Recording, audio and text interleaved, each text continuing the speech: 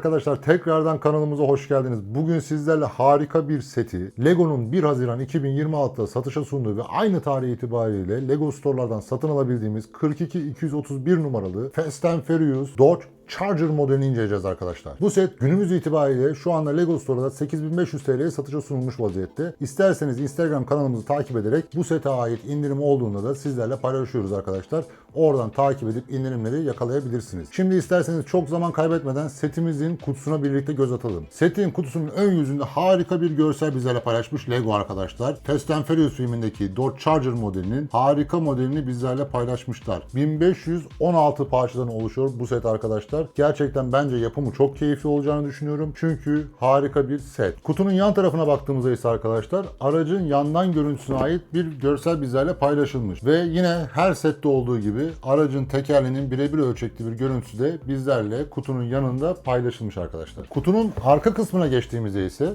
kutunun arka kısmında yine araca ait güzel bir görseli bizlerle paylaşmış Lego. Burada aracın ön kaputunun açılabildiğini ve motoru görebildiğimizi bizlerle paylaşmışlar. Bu kısımda ise bagajdaki o Fast and Furious'un efsanevi her filminde olan, her araçta olan NOS sistemini bizlerle paylaşmış Lego arkadaşlar. Bir diğer fotoğrafımız ise şurada görselimiz.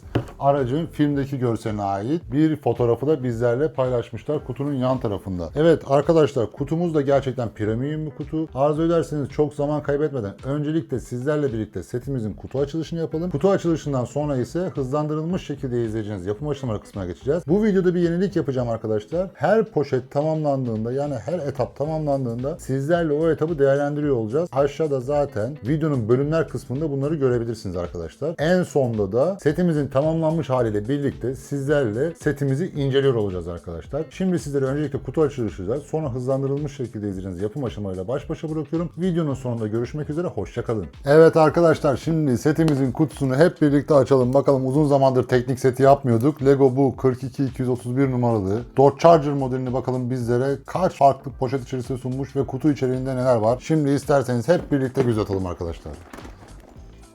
Kutumuzun açılışını yapalım ve içeriğine hep birlikte göz atalım arkadaşlar şimdi.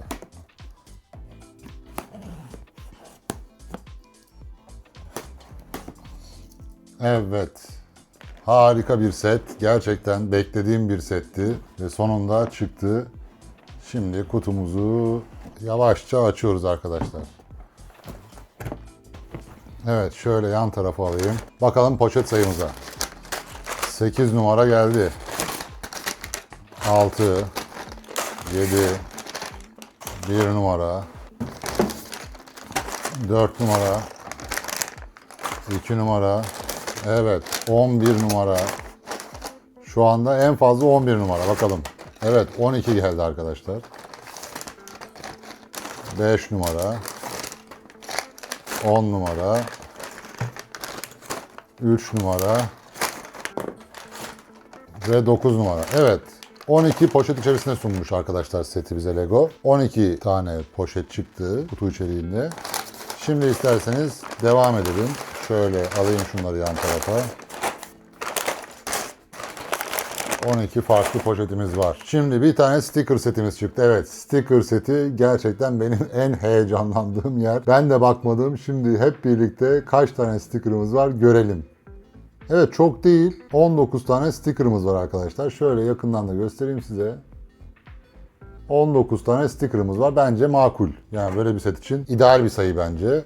Aracımızın tekerlekleri yine kutu içeriğinde bizlere sunulmuş. Ve yapım kılavuzumuz. Gerçekten kalın, güzel bir yapım kılavuzu var.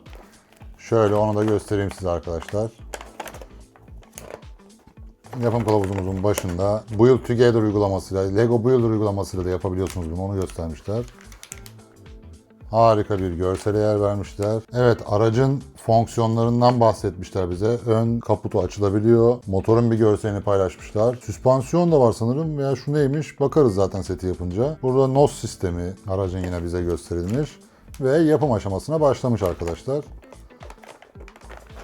Dediğim gibi uzun zamandır ben de teknik seti yapmıyordum. Güzel olacak bu. Heyecanlıyım açıkçası. Video içerisinde sizlere sık sık detaylarını paylaşacağım. Aralarda videoyu yavaşlatarak yapım aşamalarını. Sizlerle setin detaylarını da paylaşıyor olacağım arkadaşlar. Evet, setimizin tamamlanmış hali de bu şekilde. Tam 344 sayfa arkadaşlar. Böyle bir set için dediğim gibi aslında ideal sayıda bir sticker'ımız var. 19 tane sticker, 344 sayfalık bir yapım kılavuzu, 12 farklı poşet ve 4 adet de aracımızda kullanacağımız tekerleklerle birlikte bizlere sunulmuş bu set arkadaşlar. Evet, şimdi arzu ederseniz çok da zaman kaybetmeden setimizi yapmaya başlayalım. Siz yapım aşamanı hızlandırılmış şekilde izleyeceksiniz. Söylediğim gibi yapım aşamanın arasında setin fonksiyonlarını yaptığımız zaman, yani süspansiyon sistemi, motor sistemi vesaire gibi fonksiyonları yaptığımızda bunları da araya parça olarak koyacağım ve detaylı şekilde sizlere anlatıyor olacağım arkadaşlar. Şimdi setimizin yapım aşamasına geçiyoruz. Videonun sonunda da detaylı bir şekilde inceleme kısmımız olacak. Orada da görüşmek üzere. Sizlere iyi seyirler diliyorum.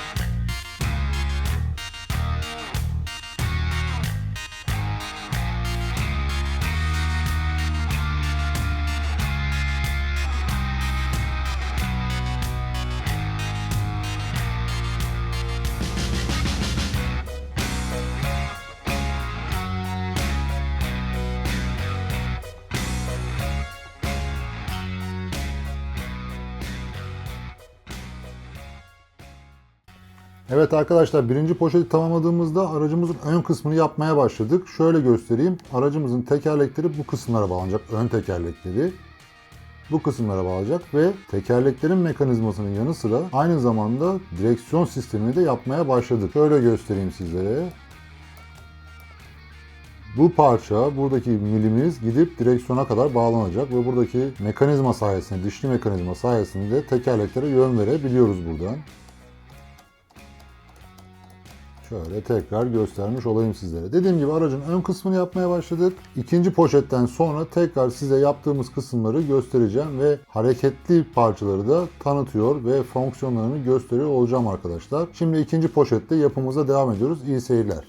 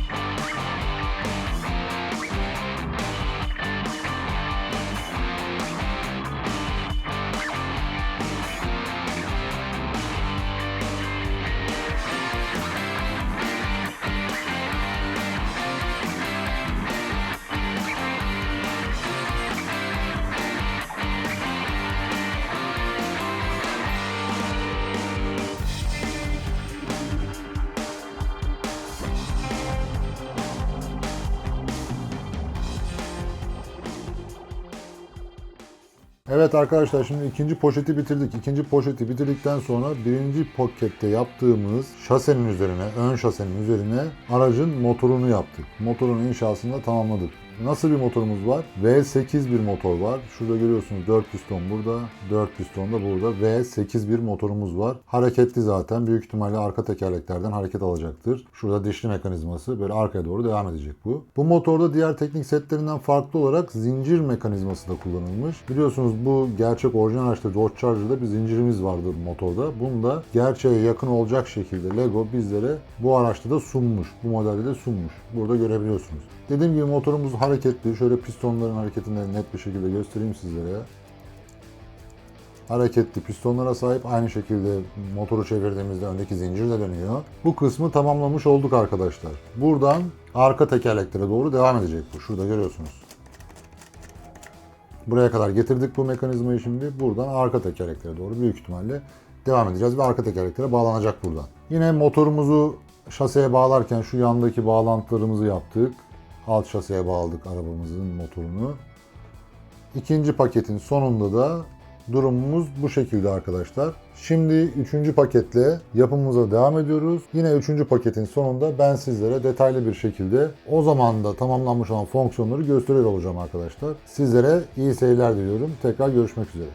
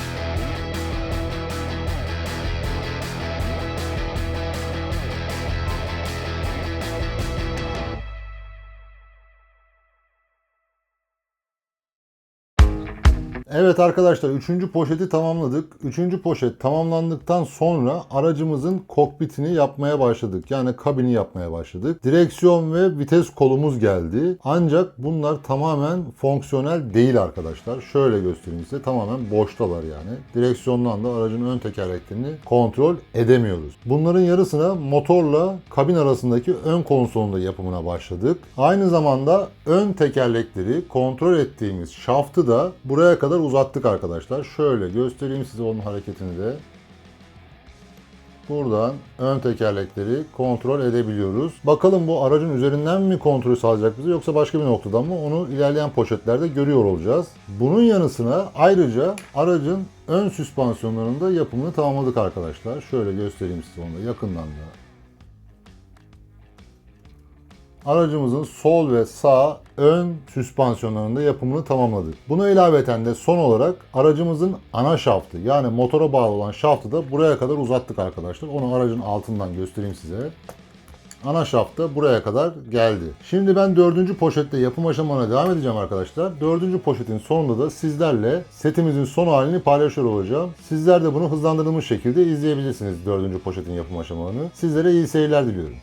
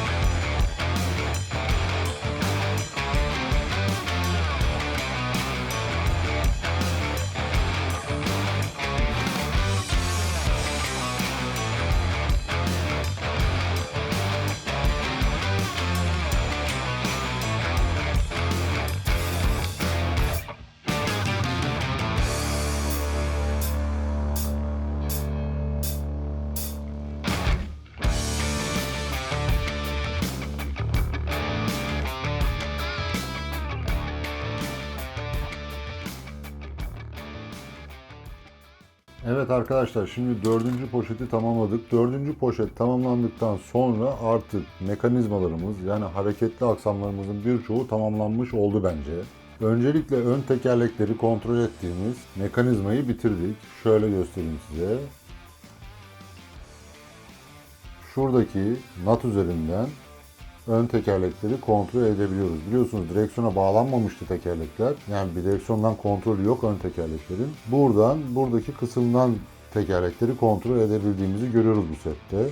Ancak bu da çok yükselmeyecek. Yani burası tamamlandı çünkü. Büyük ihtimalle aracın tepesinden kontrol yok. Zaten görsellerinde böyle bir şey görmedim. Anladığım kadarıyla tam arka tekerleklerin oraya denk geliyor burası. Sanırım bagaj kısmından bir yerden aracın ön tekerleklerini kontrol edeceğiz gibi gözüküyor. Direksiyon sistemiyle birlikte aynı zamanda motordan gelen şaftın arka tekerlekleri olan bağlantısını da bu paketle birlikte tamamlamış oluyoruz arkadaşlar. Dediğim gibi hareketli sistemler artık bitti gibi bence. Şimdi onu da sizlere göstereyim. Diferansiyel sistemini ilk önce bir göstereyim size. Şurada arka tekerleklere bağlanan diferansiyel sistemini görebiliyorsunuz arkadaşlar. Şöyle çevireyim, motorun hareketini de görün tekerlekleri çevirdiğimiz zaman. Aracın sol tekerleğini çevirdiğimiz zaman diferansiyel sayesinde motorda herhangi bir hareket yok. Yani motor sağ tekerlekten hareket ediyor arkadaşlar. Şöyle göstereyim. Sağ tekerleği çevirdiğimiz zaman görüyorsunuz pistonlar hareket etmeye başlıyor. Yine arka tarafta, yani şurada bagajın olacağı yerleri de, bagajın geleceği kısmı da ve arka tamponun artık oluşacağı yavaş yavaş kısımları da bu dördüncü poşetle birlikte tamamlamış olduk. Biraz zorlu yapım aşaması açıkçası dördüncü poşetin. Tamam, ikinci poşette motor kısmı vardı ama motor alışılagelmiş bir şeydi. Bu arka grubu yaparken çünkü çok dar bir alan ve bu dar alanda çok fazla parça var. Biraz zorlandım açıkçası ama keyifliydi yapım aşamaları. Şimdi isterseniz çok zaman kaybetmeden 5. poşette yapımımıza devam edelim. 5. poşetin yapım aşamalarından sonra tekrar o poşet içerisinde hangi kısımlarını yaptık aracın, hangi fonksiyonlarını yaptık sizlerle detaylı bir şekilde paylaşıyor olacağım arkadaşlar. Sizlere iyi seyirler diliyorum.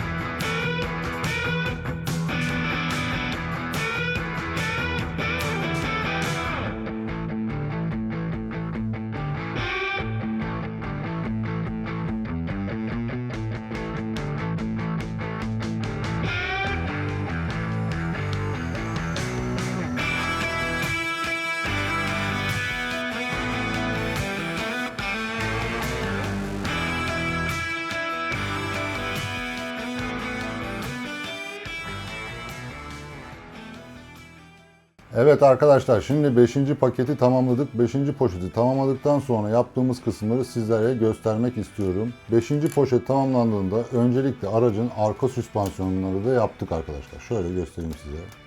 Bu sağ süspansiyonumuz. Bu sol süspansiyonumuz.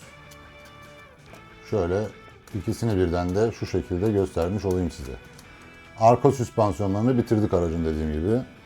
Motor sistemini zaten yapmıştık daha önceki poşetlerde. Motora giden ara şaftı arka tekerleklerle birleştirmiştik bir önceki pakette. Bu pakette dediğim gibi arka süspansiyonları tamamladık. Buna ek olarak motorun arka bagaj kısmıyla sürücü kabini arasındaki kısmı da yapmaya başladık arkadaşlar. Şu kısmı görüyorsunuz. Burası da bitti.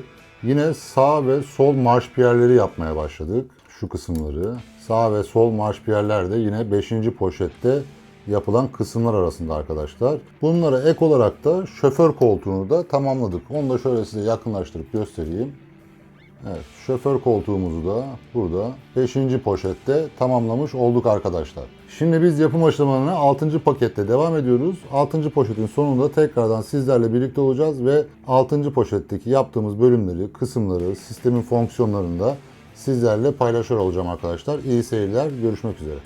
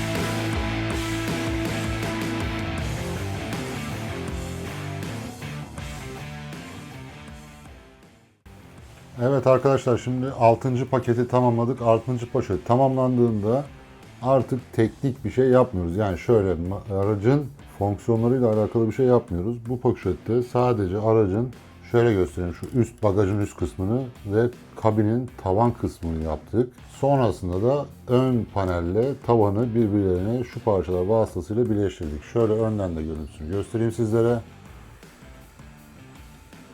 Bu şekilde aracımızı yapmış olduk arkadaşlar. Şimdi isterseniz 7. poşette yapım aşamalarımıza devam edelim. 7. poşet sonrasında tekrar sizlerle son halini değerlendiriyor olacağız.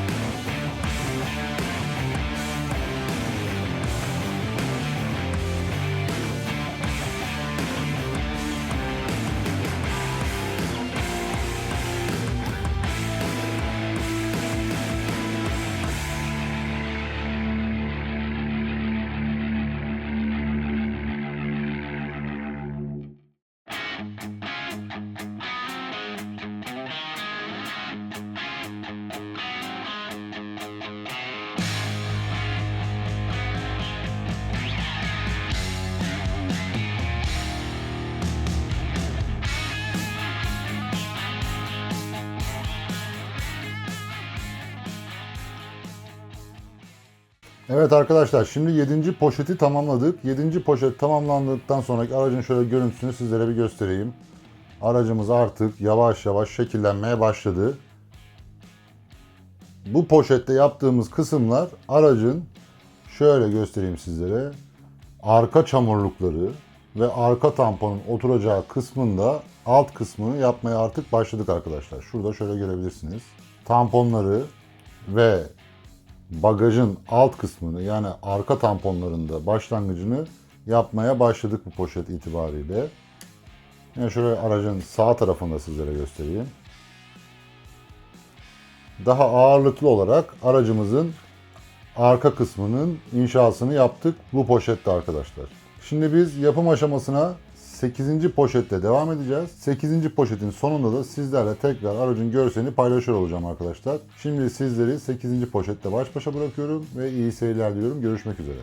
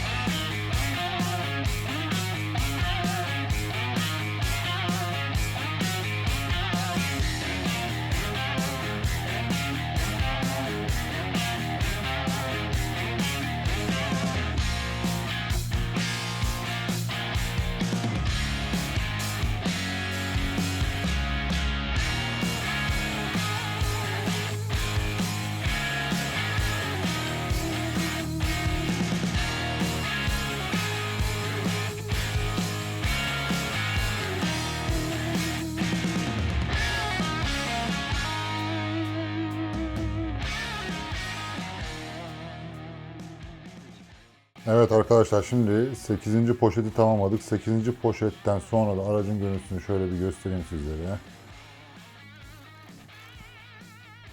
Aracımız bu şekilde gözüküyor 8. poşet tamamlandıktan sonra. Nereleri yaptık? Aracın bagajın yan taraflarını, şuraları, arka tarafını yaptık aracın 8. poşette. Aynı zamanda bu arka plakanın olduğu bölümü, farların olduğu bölümleri ve yine burada Dodge Charger yazısının olduğu bölümü tamamladık. Artık zannediyorum ki 9. poşette bu bagajı da yaparak aracın arka kısmını tamamlıyor olacağız diye düşünüyorum. 9. poşette yine aracın arka tarafına devam ettik yani sonuç olarak. Şöyle bir de uzaktan göstereyim size. Şu kısmını, bu yan taraflarını aracın tamamlamış olduk. 9. poşete geçiyoruz şimdi. 9. poşeti sizlerle hızlandırılmış şekilde paylaşacağım, yapım aşamalarını. Ondan sonra da tekrardan size aracın son halini göstereceğim arkadaşlar. Sizlere iyi seyirler, görüşmek üzere.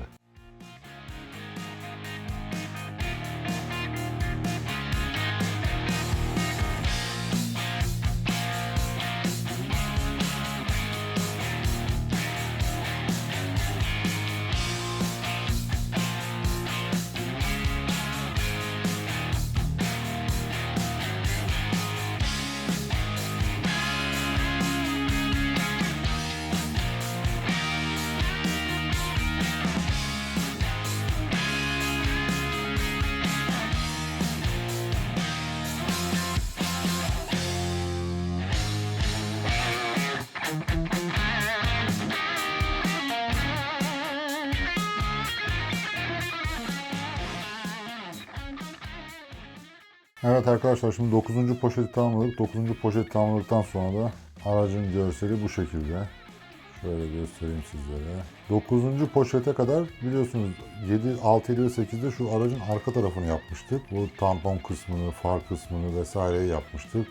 Daha çok buradan arkasını yapmıştık. 9. pakette ise ön tarafa geçtik. Ön tarafı yapmaya başladık. Ön tarafta neler yaptık hemen göstereyim size. Ön çamurlukları yaptık. Şöyle göstereyim. Sağ ve sol ön çamurlukları yaptık. Yine bu ön tarafta artık tamponun oturacağı yerlerin yapımı başladı. Motorun üzerine artık kaputu vesaireyi, burayı ön tamponları tamamladıktan sonra büyük ihtimalle 10. poşette de bu kısma devam edip burayı tamamlamaya başlayacağız artık gibi gözüküyor. Şöyle yakından da göstereyim size, sonra 10. poşette yapımıza devam edelim. Bu şekilde aracımızın görseli şu anda arkadaşlar. Şimdi ben 10. poşette yapıma devam edeceğim. Sizler de hızlandırılmış şekilde izleyebilirsiniz. 10. poşetin sonunda tekrar detaylı bir şekilde bakacağız setimizin durumuna. Sizlere iyi seyirler. Görüşmek üzere.